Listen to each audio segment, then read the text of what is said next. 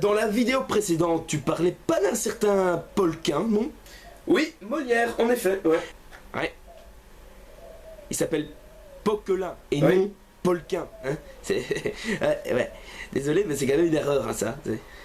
Ben, déjà quand j'étais en cours d'histoire du théâtre, j'avais pour habitude de dire Polquin au lieu de Poquelin, et c'était quelque chose que beaucoup de personnes me disaient qu'il fallait absolument que je change cette habitude, mais je n'ai jamais réussi à la changer, et voilà, ça restera notre petit secret. Sur ce, voilà, c'était comment faire disparaître quelqu'un, et c'est parti, épisode 4.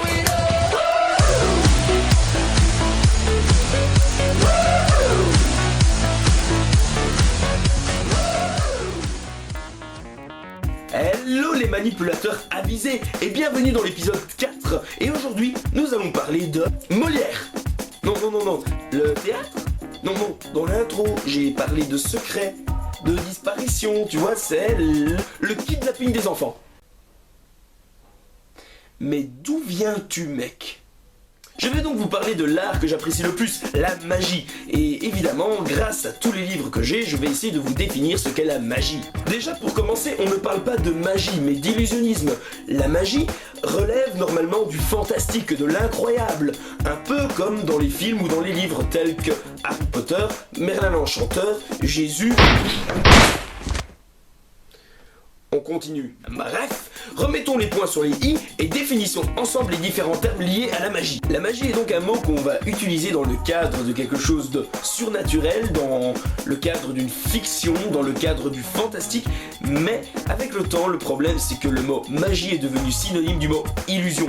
Et de ce fait, les magiciens ont été appelés illusionnistes et inversement. Mais qu'est-ce qu'alors l'illusionnisme ? L'illusionnisme, c'est l'art de créer une illusion. Et une illusion, c'est quoi ? C'est l'erreur de l'esprit. Car en effet, dans le mot illusion, il y a illusio, du latin qui signifie se jouer de. Et se jouer de quoi, me direz-vous ? Eh bien, c'est tout simplement se jouer de l'esprit humain, du cerveau. Puis finalement, il y a un dernier terme à aborder, c'est le terme de la prestidigitaca. Oh putain.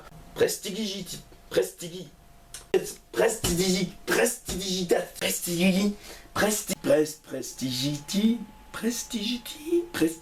Putain, j'arrive pas à dire le mot prestidigitation, quoi. Merde. Le mot prestidigitation vient du mot preste, qui veut dire être agile, être leste dans ses mouvements, et du mot digitus, qui vient du latin, qui veut dire les doigts. Soit cela veut dire qu'on est agile des doigts et qu'on a de la doigté. En parlant de doigté, je me demande où est passée ma cousine Christine. Je vais résumer pour vous. La magie, c'est ce qu'on diffère. L'illusion, c'est ce qu'on crée. Et la prestidigitation est un des moyens que l'on utilise pour créer l'illusion. Un des moyens ? Quoi ? On n'est pas obligé d'être prestidigitateur pour illusionner ? Eh ben non, car...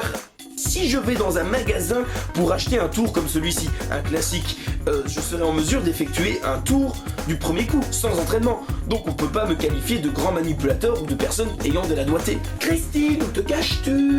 Oui mais attention, ça fonctionne inversement aussi. Un prestidigitateur n'est pas forcément un illusionniste.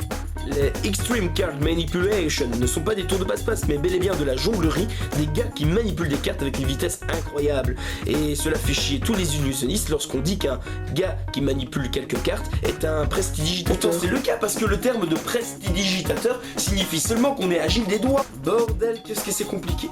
Oui, la différence entre magicien, illusionniste et prestidigitateur est vraiment mince. Et c'est ça le problème parce que ça lance des débats. Les mecs qui ne font que mélanger des cartes ne sont pas des prestidigitateurs. Les illusionnistes ne sont pas plus forts que les prestidigitateurs. Bon, ok, je vais donner mon avis, mais c'est un avis personnel. Pour la question de est-ce que les manipulateurs sont des prestidigitateurs, je dirais oui, car ils se reconnaissent dans l'agilité, la définition que j'ai citée avant. Mais bon, ils ne sont pas non plus des illusionnistes, et cela rejoint le deuxième débat. Je dirais que la force de l'illusionniste est de faire oublier qu'il y a un truc, et donc de faire oublier qu'il peut y avoir des manips ou des trucages. Le spectateur est donc censé ignorer les manipulations, et si vous insistez sur vos manipulations, sans présenter cela comme un effet, comme un tour de magie, on dirait que vous êtes un prestidigitateur. Tandis que l'illusionniste est un des rares boulots où si tu veux montrer la difficulté de celui-ci, tu es obligé de détruire ton œuvre, c'est-à-dire de révéler le secret. La première règle de l'illusionniste est de ne jamais révéler le secret, parce qu'au moment où on révèle le secret, on perd tout sens, puisqu'on n'est plus quelqu'un, on n'est plus un magicien, on est devenu une personne normale, un moldu. Chérie, est-ce que tu couches avec ton assistante? Ah, je peux pas te le dire, c'est un secret. Et comme disait Carlos Vaquera, le tour de magie est raté au moment où le public cherche l'astuce, cherche le secret. Et là je vais donner un avis encore plus personnel, mais pour moi l'illusionnisme c'est l'art de prendre le public et de l'emmener dans un monde qui est le sien, un univers où tout est possible, où tout peut arriver. Carlos Vaquera. Ah oui, les liens. Voilà, j'avais absolument envie de différencier le terme de prestidigitateur et illusionniste, et donc je vais le faire encore avec les vidéos. Donc voici quelques liens pour voir des tours de prestidigitation, et je vous demande seulement de cliquer si vous êtes intéressé par ces quelques noms. Et à côté de ça, je vous présente les Extreme Card Manipulation, qui sont des manipulations de cartes que vous pouvez regarder et apprécier. Puis dans le domaine de l'illusionnisme, j'aimerais bien vous parler de David Copperfield, qui est pour moi le meilleur illusionniste du moment, et il y a Xavier Mortimer, qui est pour moi le meilleur illusionniste français du moment, et le prince des illusions, qui a un numéro fort sympathique. À côté de ça, je peux aussi vous parler de Sophie Edelstein, qui est une artiste qui participe à la France, a un incroyable talent. Il ne dira plus de conneries pour le moment. Bon, le problème c'est que j'ai oublié de signaler que la prestidigitation et l'illusion, ils sont souvent reliés et que les artistes exercent souvent les deux. Et en plus de cela, comme si c'était pour compliquer l'affaire, c'est que ça se classe encore dans des sous-catégories. Mais bon, à mon avis, on va parler de tout cela dans un second épisode sur l'illusion. Yahoo! Tu te calmes.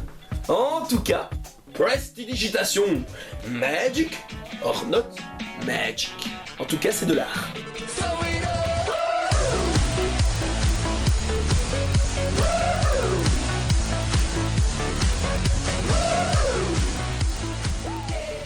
Et maintenant, tu vas cliquer sur l'abonnement. Clique. C'est de l'hypnose. Clique sur abonne-toi. Oui, clique. Non, franchement, maintenant, clique. Non, déconne pas, putain, sois sympa, clique. Allez, hypnose.